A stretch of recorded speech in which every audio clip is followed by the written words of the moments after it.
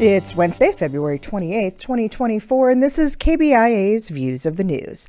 Our weekly roundtable on media behaviors comes to you from the studio in the Reynolds Journalism Institute. I'm Amy Simons, and here with me are my colleagues Kathy Kiley and Ernest Perry. On our program this week, coverage of the Chiefs celebration parade from 2 weeks ago and why journalists are not naming the juveniles charged in the incident.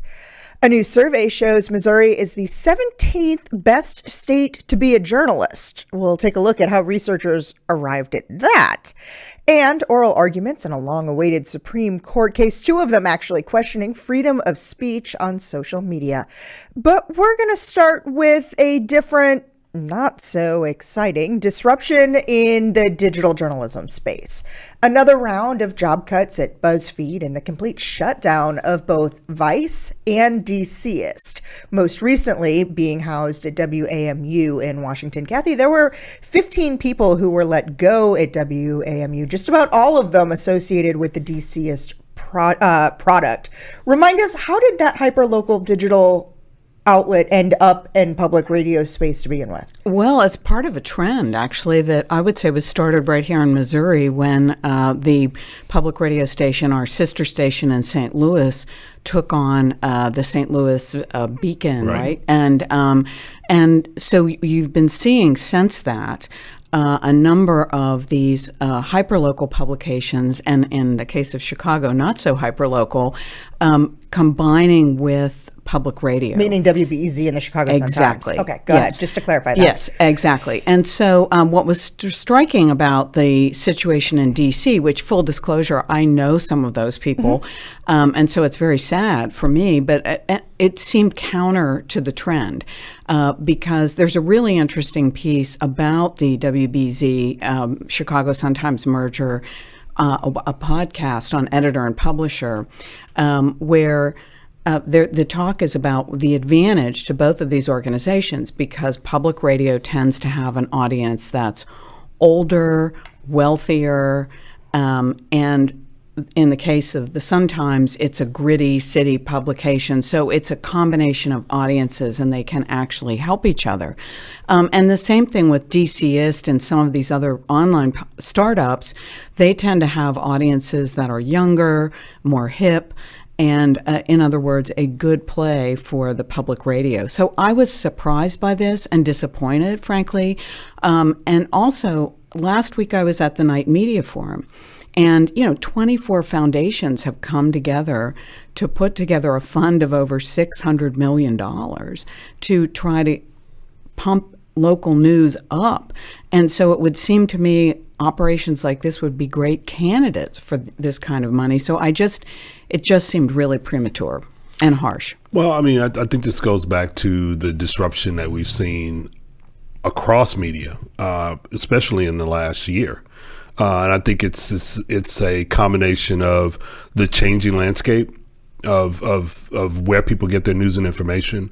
I also think it's the coming out of the pandemic shutdown and a lot of changes that have occurred within the economy. We start talking about inflation and other things. But I also think that it's and COVID just killed some of these local startups. Absolutely, yeah. It killed a lot of these local startups, and it also led to many of the traditional news media that were leaning into those areas beginning to pull back because they haven't seen what they would consider to be a return on investment for what they put into it. And I think that's a huge part of it. But the other thing I think is people are making choices about where they're going to get their news and information, where they're going to get their entertainment. We've talked about that. I mean, with all the streaming services and everything. And to me, I think what's happening is that people are saying, look, this is what I'm going to pay for and this is what I'm not going to pay for. And they've made those choices. And to a certain extent, especially when you start looking at the whole landscape of both NPR as well as the Corporation for Public Broadcasting, that philanthropic type of revenue coming in has somewhat dwindled for them. They're hoping to get it back, but I don't know what that's going to look like. Yeah, I think the painful thing here, and I think the Vice shutdown is really part of what you're talking about. That there were a lot of people who made big bets and spent a lot of money, frankly. And that's what happened with Vice, not hyperlocal. Well, it also right? happened with BuzzFeed as well. Right. And so Vice, go ahead, as you were going to say, they shut down. So I think that's digital part of operations, and too. I think that's part of the larger landscape you're talking about. Very saturated with all these startups. Not everybody's going to make it. The disappointing thing to me about DCist and seeing a big merger like that kind of fall apart is that I think it takes time. I think what I was hearing at the Night Media Forum last week, people are now understanding that philanthropy has to be a revenue stream. Right. It isn't just one and done. There has to be a revenue stream involved and subscriptions, and the donor model that we have here at KBIA is a very important part of that.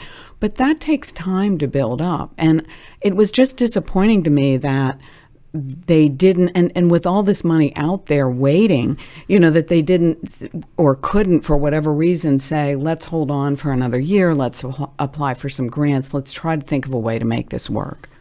One of the things is you talk about Vice ceasing its digital operations. That was another one of those very highly innovative sites that pushed a lot of boundaries. And what's happened there is actually being called by many a failure of the leadership in that environment, especially when it came to spending, that perhaps the spending was not directed in some of the best places. That wasn't as much about a struggle to survive as it was about some questionable decisions that led to a drain on resources. Yeah, I mean, I think this is one of those where, Vice tried to have, at least from what you could see across the time that it was there, we wanted to have a big story every quarter. And we're going to spend as much money as it takes to have that big story every quarter, because if you're doing that 4 times a year, one of those stories is going to hit and win a big award. Mm-hmm. And the problem with that is it's not sustainable over a longer period of time. I mean, it kind of goes back to what you're talking about. What's going to be the long-term revenue there? And how are you going to manage those funds over the course of the long term? And how are you going to be innovative in what it is that you're doing? I mean, one of the things Vice was doing some really good stories, but the stories started to look the same. And they were investigated the same. And sometimes you need variety mm-hmm. in order to be able to keep people coming back and looking for something, because they're going to find those kinds of stories someplace else. I think that's exactly what local news does. If you're looking at a local news site, once in a while you are going to have a big story that's a big scandal and blow the lid off the town. But most of the time it's, how did the kids' high school football team do? What's the city council doing? And that's where I think Washington, for all the media that exists there, is a news desert when it comes to local news. I mean, I know because it was a major research project for me when I was trying to figure out how to vote in the municipal races.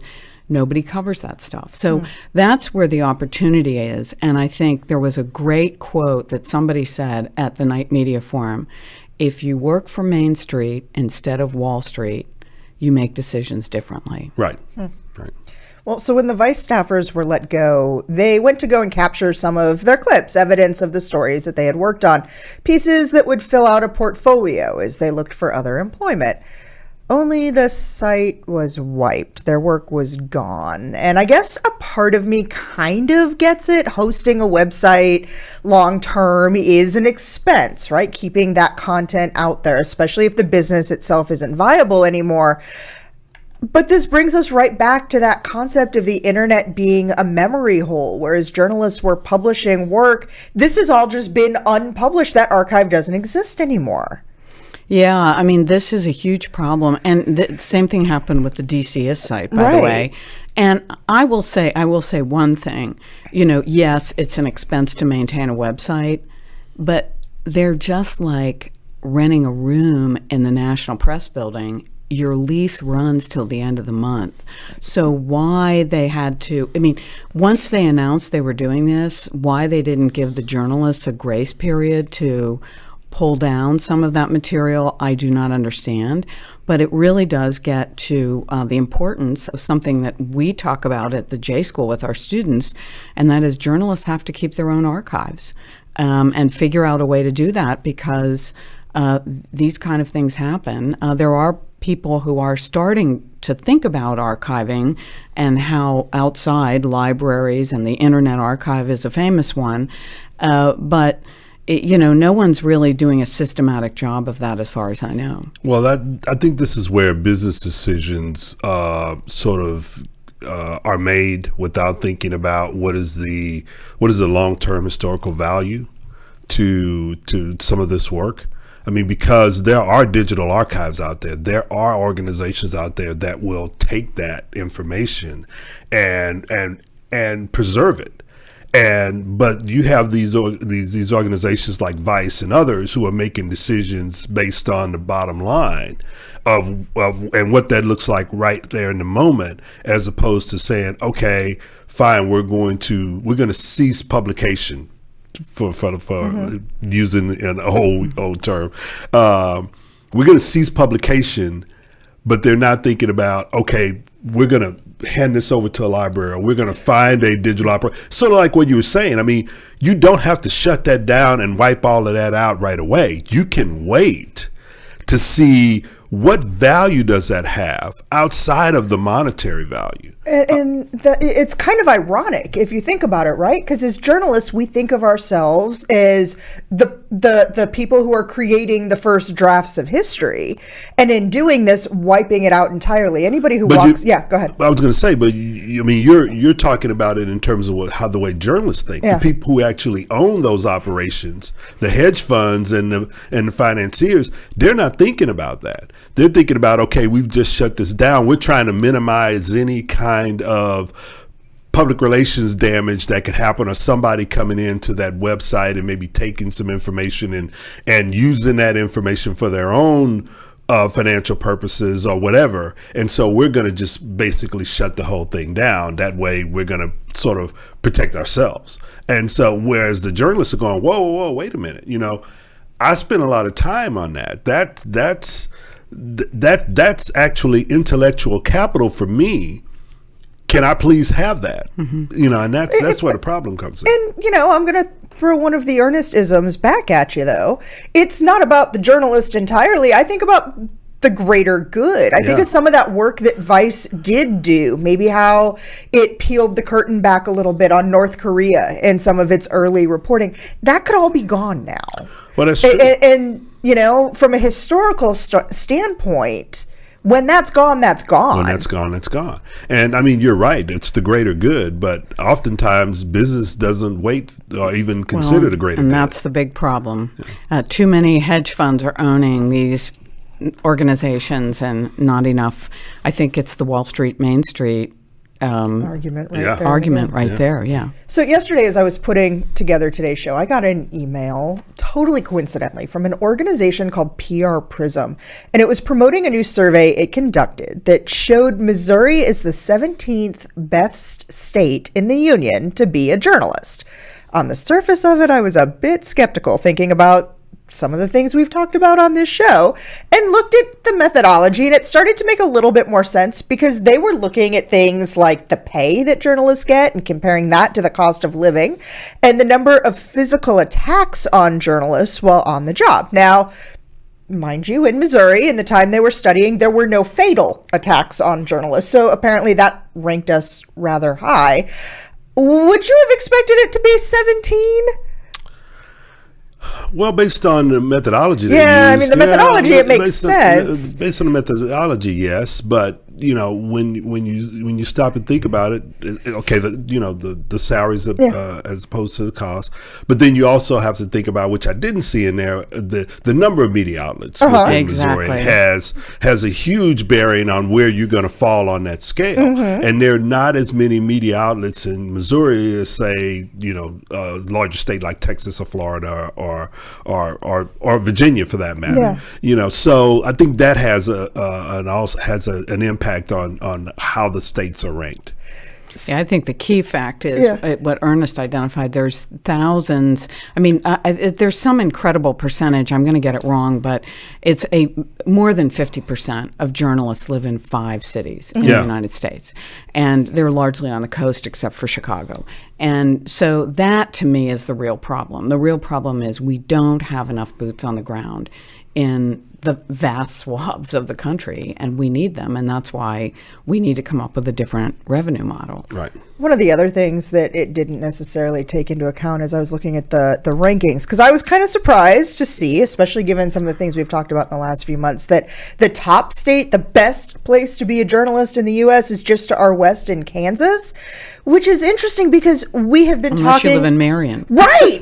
We've spent a lot of time talking in the last 5 months. And in fact, there was even a story I came upon this week talking about how the chilling effect in Marion County, where there was the raid on the local newspaper, it is still in place there. Smack dab in the middle of that ranking is Iowa. The data from that state shows that there were 10 noted violations of press freedoms. And while I can't guarantee what has been going on with journalist Laura Beelan is one of them, we can't overlook the fact that until very, very recently, she had been denied access to that state's legislature for 5 years. Now, for 30 years, she's been a bylined journalist in Iowa. Why was the House so reluctant to give her a seat on press row? Well, this looks like a very political problem. We had the same problem here when the Missouri Independent first started, and the governor didn't want to recognize them because of their funding sources. And I think as it does create a real problem as you have this plethora of new startups. There are always rules about covering legislatures and who gets those credentials, and they're valuable, and there should be rules because you don't want lobbyists coming in and saying, oh, I have a newsletter, therefore I'm a journalist, so I get to sit at this front row seat. You want people who are actually doing stories for the general public, for the greater good, as you said, Amy. But the way that should be done, in my opinion, is the way it's done in the United States Congress, which is there is a elected committee of journalists who review the credentials and make the decisions. Now, everybody has to pass a security test or, a security check that the police do. I mean, obviously, professional law enforcement officials, but it's the journalists who are looking at these publications and saying, yes, this is a legitimate publication. No, it's not. And that, I think, is, and Congress did that deliberately because they didn't want to be seen as making a decision on who could cover them. And I think it was a very smart decision. Now, they made it back in the 1800s. I don't know if they'd make the same decision today, but what's done is done. And I think it's a fantastic model for other people to follow. Well, I mean, excuse me, it's a model. Let's just say that. Because there has... you got a better one? I don't have a problem with the model. I do have a problem with the makeup. And I've always had a problem with the makeup because I've studied this as a historian, and oftentimes that makeup is made up of generally white men. The usual suspects. And the usual suspects. Yeah. And quite often, if you go back and look in history, there have been publications that have been left out of that realm. In particular, publications that served people of color. You've had women who have been left off of that and have not gotten access, and so there are issues with not so much the model, but how the model operates. Status quoism. And the status quo, exactly, the status quoism. Going back to that 1800s, perhaps the model hasn't been adapted. Right. But in this instance, I mean, I think that this is more political than anything else in keeping her from being able basically to do her job. And you're seeing more and more of that depending on which party is in power at the time and how they feel about the press.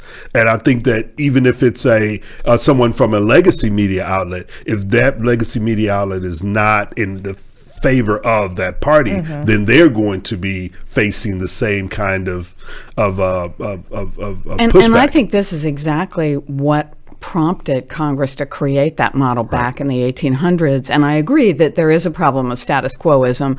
That is a problem. But still, having journalists make the decision is better, especially if, journalists tend to hold each other's feet to the fire. Right. But I think, given what you're talking about, back in the early days of this country, journalists were very much attached to political parties. Absolutely. And so that was a way of getting around that. So we're going back to those days now, it looks like. And so how do we cope with this? And especially with all these new startups, do we really want political hacks evaluating whether I don't want people deciding, I don't want the government deciding who gets to cover it. Right.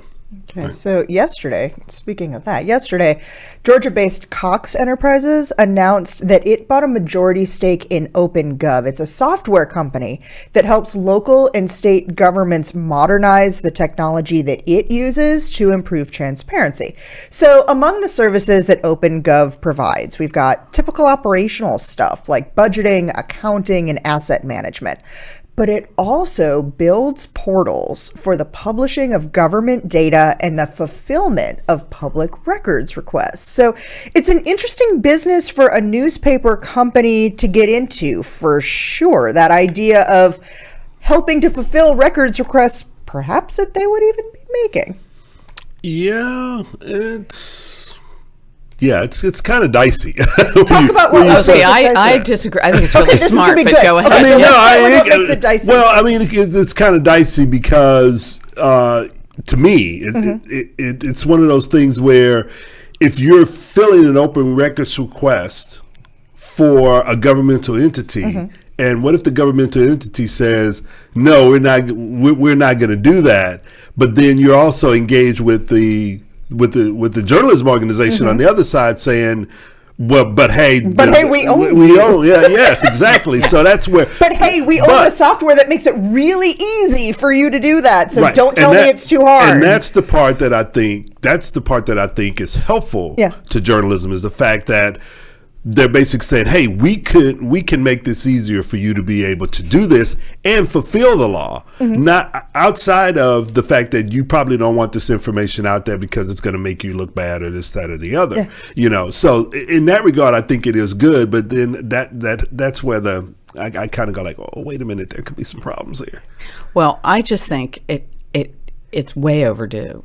I mean, I think this is a revenue stream for journalism. Well, I agree with that. That we take, because we're working with government data all the time, and our specialty is making it accessible to the public and making it understandable to the public.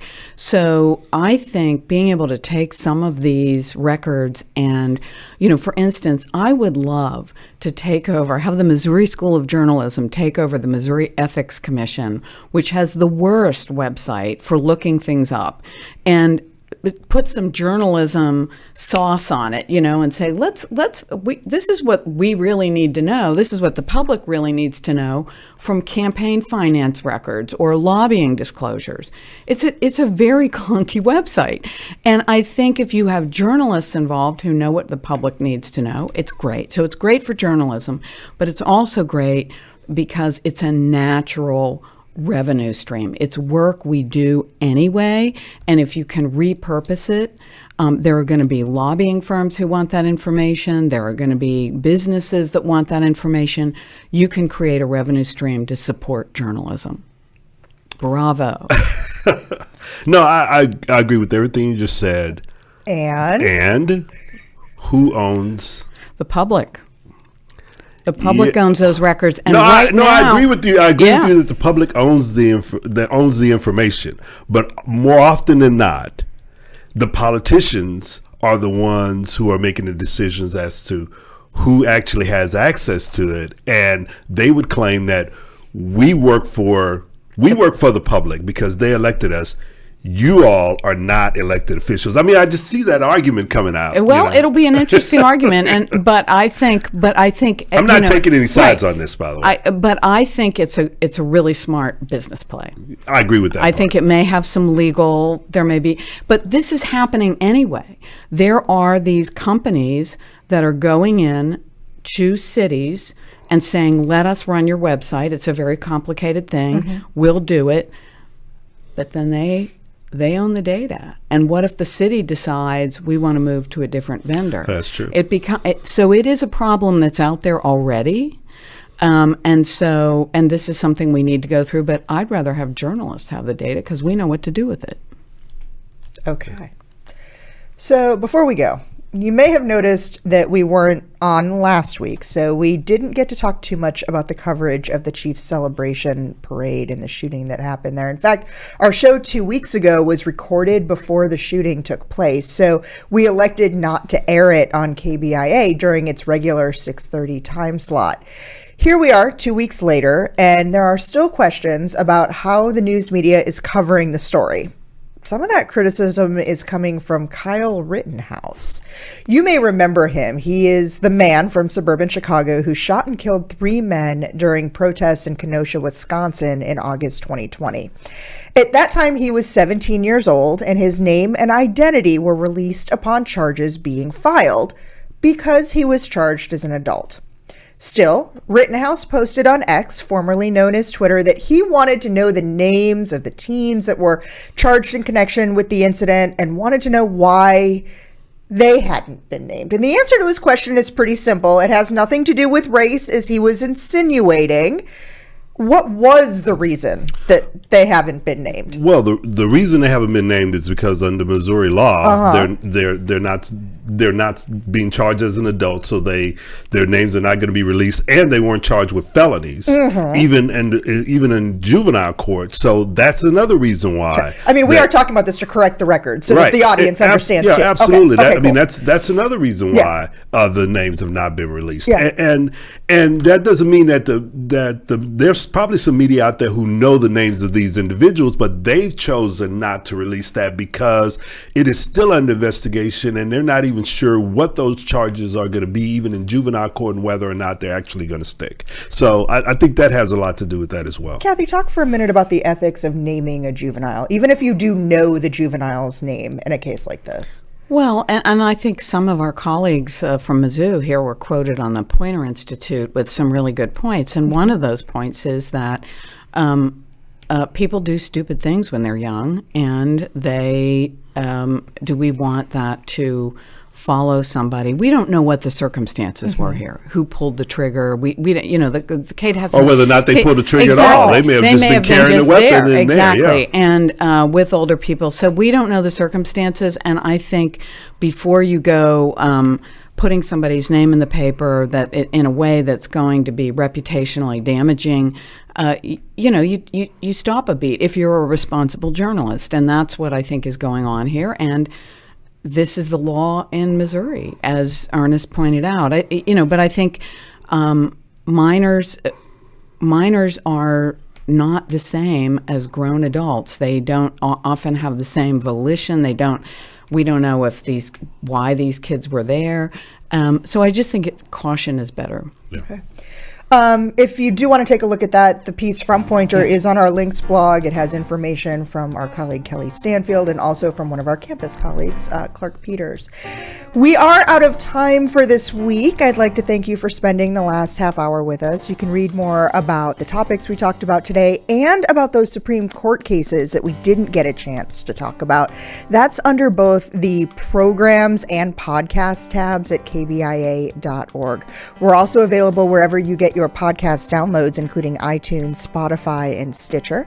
You can like us on Facebook or follow us on X, formerly known as Twitter. Our handle there is @ViewsOnKBIA. These are all great ways to watch and listen to the program again, leave comments, questions, see what we'll be talking about next week, and more. Thanks to RJI's Travis McMillan for directing today's show, to Kia Thomas for handling the audio, Tim Pilcher composed our theme music, and Nate Brown is our social media manager.